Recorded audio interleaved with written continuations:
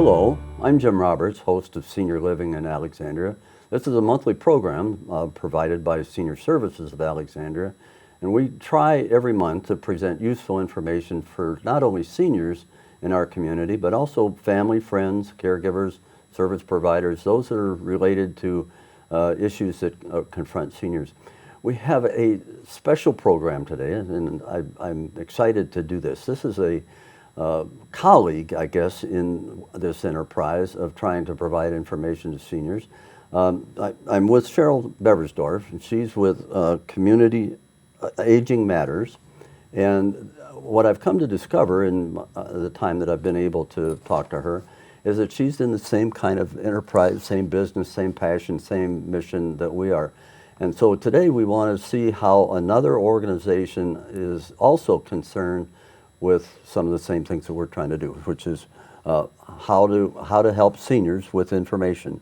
So Cheryl, it's great to have you here, and I'm looking forward to this. I suspect that I will learn much more than you impart and see different ways that maybe we can do this. But to start out, tell us a little bit about your current organization briefly, but what I really want to know is sounds like you've got a really interesting path that got you to where you are. So briefly summarize, what is Aging Matters? Okay, Aging Matters is a radio show and a TV show. I produce the radio show every week from 2 to 3 on WERALP 96.7 FM. And that is in Arlington Public Independent Service Media. Station? Yep, here, Okay. right here at Arlington Independent Media. All so right. it's You're home. I'm right in the neighborhood here, and then my TV show is produced right here. In fact, oftentimes I'm sitting in your seat rather than this seat. And that's produced monthly, and that's a half-hour show. Okay. And I've been doing that for about 15 months. And the focus of both Aging Matters radio and TV is to educate people about issues of interest to older adults and their families. Okay. And the difference between the radio show, which is an hour, and the TV show is that the TV show usually focuses on a topic that could also provide some visible demonstration of whatever the topic is. It could be adaptive apparel, it could be stroke symptoms, it could be assistive technology, yoga, things like that. So that's the premise of Aging Matters, and I'm a volunteer. And so, in fact, everybody that I work with are volunteers except several of the staff members at Arlington Independent Media. As I learned, you've had a long track record doing a variety of things to get here. Tell us what in your life brought you to the evolution of doing Aging Matters. Okay, please. well, started out born and raised in Wisconsin, and as a little girl decided to be a nurse. Okay. And went to 3-year nursing school and worked in civilian hospitals. I'm also a veteran. I was an Army nurse during the Vietnam era, Okay. and I served at Camp Sama, Japan, as well as Walter Reed wow. Army Okay. Hospital. So, however, after that experience, I must confess, I realized that I probably wasn't very comfortable around sick people, which is not very good if you're going to be a nurse. And so I started going back to school. I ended up then getting a master's degree in public health. So my focus was more on wellness and population health rather than clinical health. So I did that for a while, but I did also get more involved here in Washington. There are many health associations, and so I worked for actually 7 different associations representing optometrists, public health people, nursing homes and long-term care facilities, surgeons. I also ran the Association of Foot and Ankle Surgeons, which are podiatric surgeons, and then came back to Washington. That was in Illinois. Came back and ran the Association of State and Territorial Health Officials. These are state health officials who You're running out of organizations and body parts. I know. Well, and finally, I ran the National Coalition for Homeless Veterans. Okay. So that was kind of the background formally. But then after that, I also worked with several women who were dealing with aging issues. And that kind of carried me to the next level, which got me to Aging Matters. And I also worked with a woman who was an elder mediator. And we had a little presentation called Talking About the Tough Stuff, and began to focus on issues like putting mom or dad in a nursing home or taking away the keys, automobile keys, and then even next stage of life. About that time, which was 2016, Arlington Independent Media established a radio station. Okay. And as I looked at the various topics that were being presented, there wasn't anything about aging. And I thought, maybe I could have my own radio program. So I took the proper courses and started in January of 2017, and I've been doing the radio program for 3 years, and then about a year and a half since Arlington Independent Media has the facilities for TV, as you know, we are here. I began to do the TV show, which was, as I said, more focused on doing a demo as part of the show. How did, we're going to have to go to a break in just a bit, but Okay. if you tell me in that amount of time, if you, how did you discern the need among seniors? What in your life, or why seniors? Why not teenagers or? Demographics. Okay. Demographics. Oh. Plus, I'm getting older myself. We are expert on yes, seniors. we are. Okay. Yes, we are. And very quickly, as older adults continue to age, their lives are so much more diverse now. I mean, everything from financial planning to housing to issues of health and wellness, even the kinds of activities that they get involved with in their spare time, or even new kinds of technology that's available for older adults.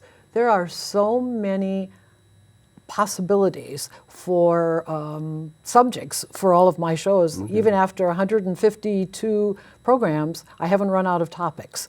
And so I want to share that information with listeners and viewers so that when in a crisis or a new situation, people can watch or listen to Aging Matters and learn about these topics. Okay. We'll learn a little bit more about Aging Matters when we come back, but we've got to go to a break, and then we'll come back. Sounds good. Thank you.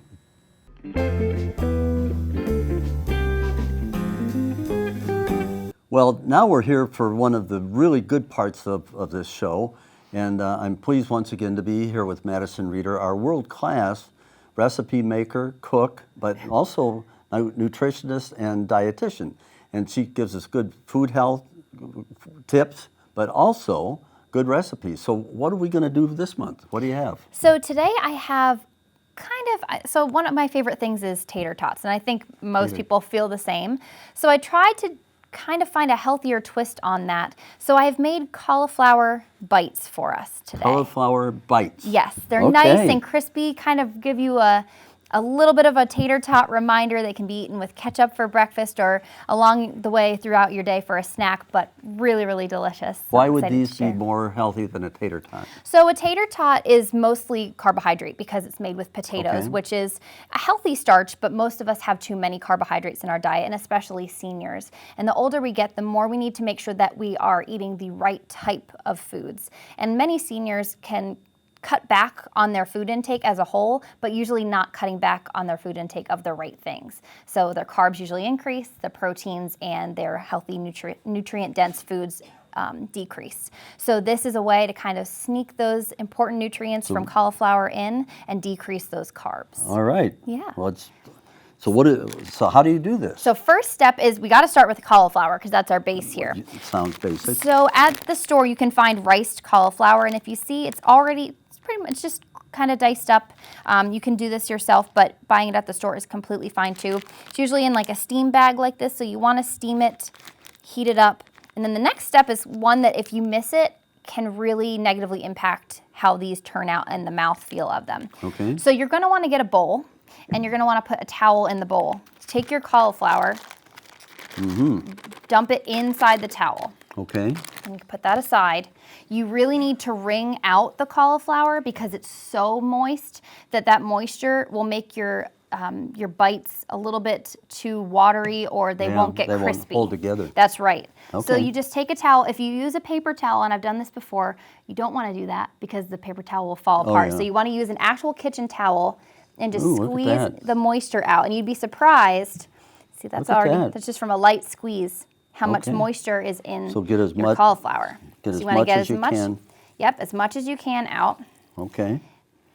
And once you've done a pretty good job, it doesn't have to be perfect, but just some of the moisture out. Did you heat the cauliflower before you did this? Yes, yep, so you have to heat it in the microwave because Ah, otherwise it's okay, either frozen or you can find it ready prepared where it just needs to be Okay. steamed. And then drain the water off And then of you it. want to drain the water. You're correct. Okay, all So right. then in this bowl, we'll set this one aside for now. Okay.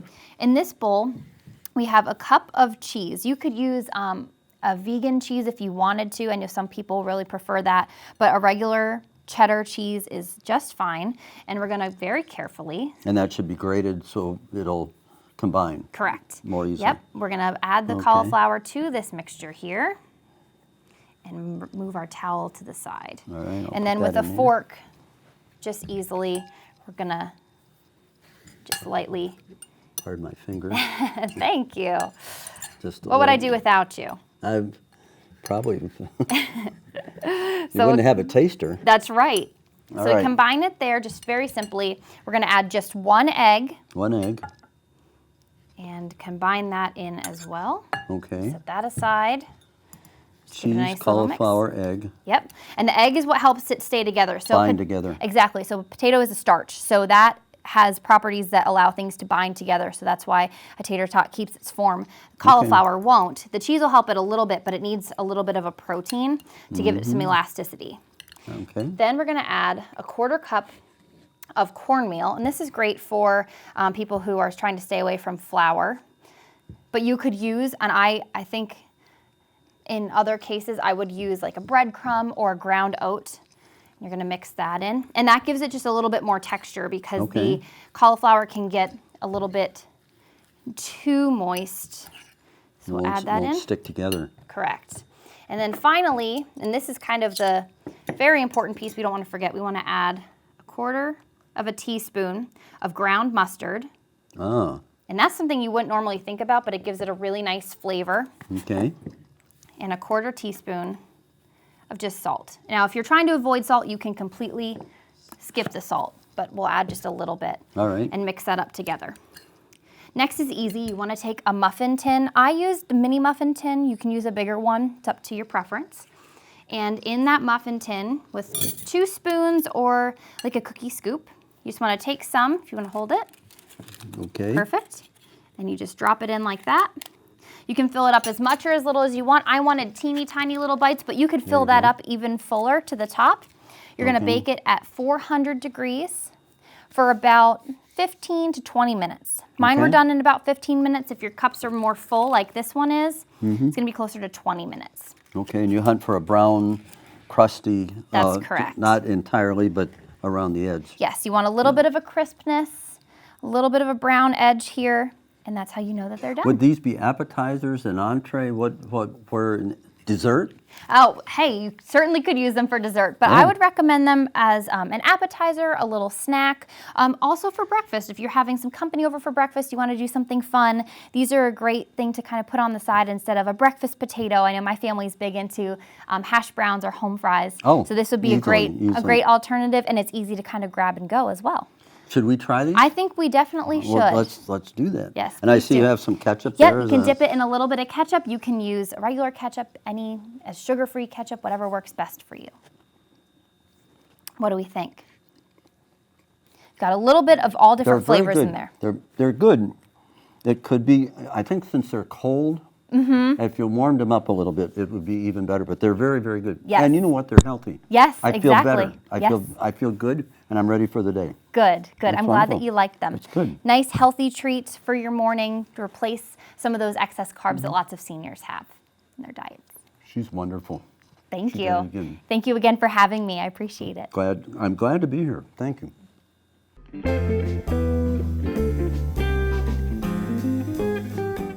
Hello everyone, my name is Tiffany Wilson and I am with Aetna Better Health of Virginia. As seniors, it's very important to take care of your vision as well as your hearing. We are proud to offer with our additional benefits under the vision portion, exams as well as your frames up to $125. With the hearing benefit, you also receive exams as well as your fittings, which are unlimited every year, and you also get one device per year.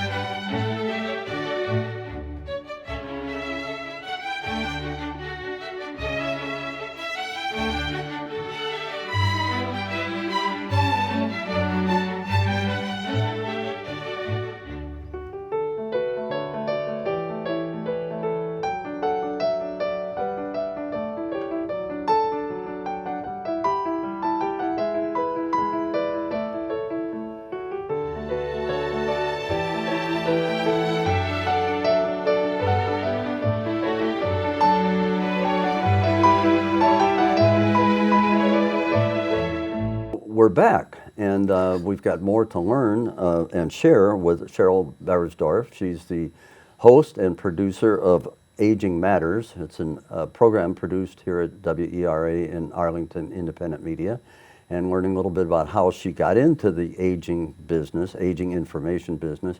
But now we're back. So tell us, what's your what's the key concept behind this? Is it how do you pick topics, for example? How many topics, and how did you pick them? How do you arrive at a program? It's actually serendipitous, but one of the things that I enjoy doing is presentations out in the community about aging matters, because I often get ideas. I can remember one of the first times that I did a presentation, I said, anybody have any ideas that they would like to see me present? Somebody said, hoarding. Or another person said, alcohol disorders. Or a third person said, dementia. And so it's kind of a combination. People have heard about the program and send me an email, and it's not only important to get the topic, but please, if possible, send me the name of someone who could also be on my program, an expert that can really expand on the particular issue.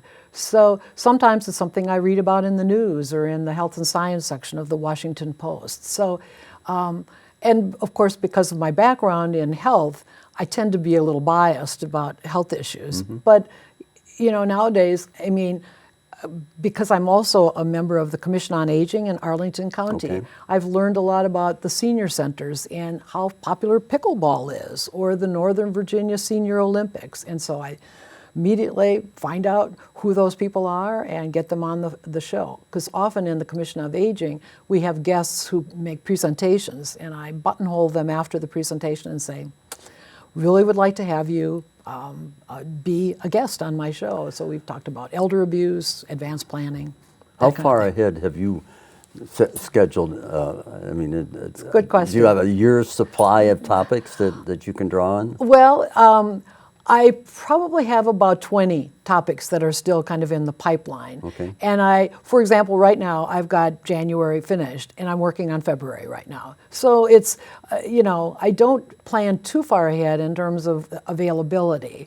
And I also have to find out, is my guest going to be able to come to the studio and do a live program? Right. Do I need to pre-record? Do we need to do it remotely? But the topics keep coming up, and quite frankly, now that I've been doing the show since 2017, the radio show, I can almost repeat it. It's almost like an update to provide people who maybe are not going to go back to 2017 and listen to the program. But now in 2020, I'll do it again. Medicare is a good example. I've done Medicare updates in 2017, 2018, and later on in January, I will be doing another Medicare update. So it's important to keep current on issues. You're on radio every week. Yes. And television once a month? Yes. Do you have more information than you have time for programs, or does it balance out because you have to, or? It depends. Sometimes I do have more information, and certain health issues, for example. I mean, for example, I had a dermatologist one time who we always talk before the show. I have kind of a pre-show phone call, and I send the interview questions, and I say, so what do you think? Did I miss something? Shall I have added something? And I remember her saying, we couldn't possibly cover all of this information on a 50-minute show. So we prioritized as to what would be the most important. What have you found are some of the limitations or barriers why seniors, we provide information, that's what we're trying to do. Yes. And yet, I'm not sure how large the audience is that we reach, and I'm sure there's interesting information there. I don't know if we're getting the right topics or all the topics I might want covered. How do you try to guess who the audience is and what's the best way to try to reach them? Well, that's such an excellent question. And quite frankly, Jim, I get very frustrated because there is so much good information on aging matters. But sometimes when I do presentations, I say, well, okay, now, even if you can't listen to the program between 2 and 3, it's on Mixcloud. It's on the internet. Well, they say, well, I don't do the internet. Well, if they don't do the internet, it's going to be hard to either access what's known as Mixcloud, which of course is where the radio shows are, or YouTube for the TV shows. And so what we need to keep trying to do is figure out what are some possible alternatives. And I know in Alexandria, for example, you have a wonderful senior ambassador program to not only tell older adults about services that are available, but I'm sure programs as well in different kinds of agencies. We're going to try to do that here in Arlington. And in addition, even on the Commission on Aging website, Aging Matters does have a link there. Okay. So we're trying. But I do also look back at the Mixcloud to see how many replays have taken place. Interestingly, there's more views that occur on the TV shows than listening, people who are listening to the radio show. And some are not of interest at all. There's only maybe 2 people who have listened. So I can tell, well, I'm probably not going to do that program again or invite someone else. But that's about the only way. We've only got time for one more question. Let me ask you this. Okay. What would we in the enterprise that we're engaged in jointly or independently but trying to do the same thing, what is success? What would be, if you said, I've accomplished everything I ever wanted to accomplish? I think the success is how many people actually are liking the Facebook page of, and how many are following it. And each time that I either do a presentation or meet someone at some meeting pertaining to aging, people go, oh, I'm familiar with your show, Aging Matters. And the other thing is the numbers. It's really the numbers. And a quick example, in the TV show, Parkinson's disease, because the people who are on my show took that link and put it on their website, the views of that particular show has been over 300. 325. Okay. And so I can just see that when my guests take the link from either the radio show or the TV show and put it on their website or Facebook page, and it gets more views or listening sessions, as it were, then that's success. I think we both would measure, we've got to close, but I want to observe that I think both of us, a good rate of growth would be a decent measure that we could do. I want to thank you. I want to always improve what I do, and I hope that we need to tune into one another's and learn from one another, but I hope our communities are benefiting from what we're doing. I'd like to think that's the impact that we're having. So. Well, and I thank you, and I just have to add that on my shows, I always say age is just a number, not a label. Age is just a number. Maybe 2 digits or so. That's right. Anyway, thank you It's very not much a for label. coming in today, and I really appreciate learning more about Aging Matters. Okay, and thank you for inviting me. Bye-bye.